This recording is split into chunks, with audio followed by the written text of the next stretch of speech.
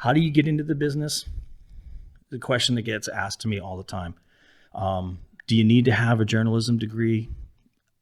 I think that helps, but I'm looking for smart people.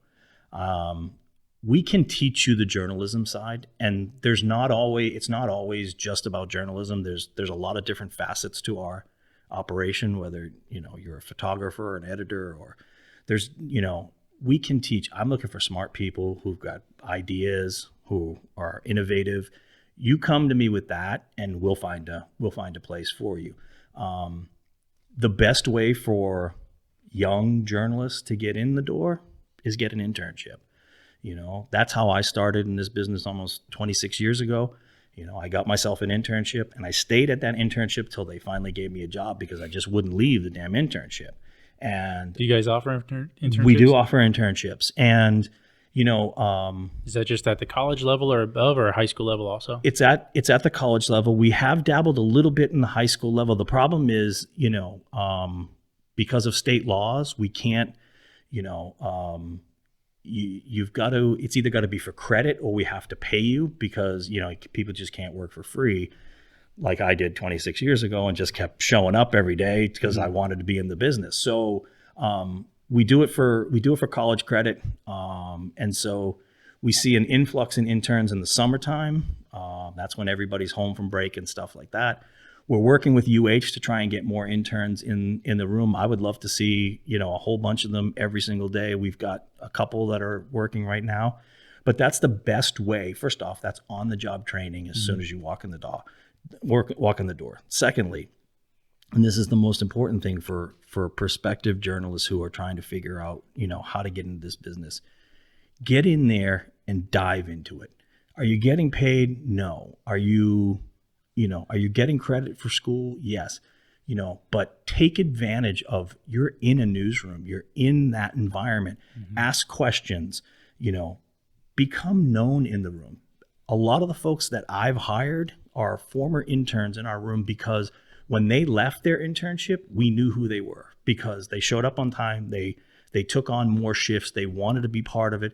So we treat our interns like they are employees. We've got them, gone to the days of go get coffee and pick up the dry cleaning. You're actively in, once we feel like you're ready, we'll send interns out to do interviews and, to help gather facts for stories and stuff like that. We want them to be a part of the operation, so that, when your internship's over in a couple of months and you're starting to look for that first job and you put your resume on my desk, it's like, oh yeah, I remember, him or her. And it's like, they were great. If we've got a position, let's figure out a way to get them into this room. Yeah, because I would like to see, the local news stay local. Yes. I think local people in general just want to see a local face, local voice, when they're turning on the television or when they're going on their new social media devices, looking at stuff. They want to see that the stuff at the national level stays there, and the stuff at the local level stays local. And we can tell. We can tell if you're not local. I want to recruit people from Hawaii. The problem is, it's a small pond out there right now, and there's not a lot of fish in it, and we're not seeing that locally. So that's why we've got to go to the mainland sometimes. And look, I'm from the mainland, but I've been here 17 years. I want people, who are in journalism school at UH and want to stay at home and want, to find their way into the business. There's no better way than with Hawaii News Now and getting your first job in journalism here. Literally, we are pricing people out of paradise that, and we're seeing the influx that they're moving to the mainland because it's cheaper. Las Vegas, for example, is getting a lot of Hawaii transplants. I mean, they always have, but now I think more so now than ever. I think the mayor was saying the other day that this might be the second year in a row that there's, the growth is gone down. I mean, it's not positive, and and that's, we're seeing more homeless people in the streets, and homeless has been a big issue for us for the last couple of years, and we've really kind of banged away at it. But, we had someone told my boss the other day, stopped him in the grocery store and said, all that stuff you've done on homeless, it hasn't changed it one bit. And, while I think we've shed a light on something that's, a problem in our society, he may be right in the sense of there may be more homeless people on the street now than there ever was 4 years ago.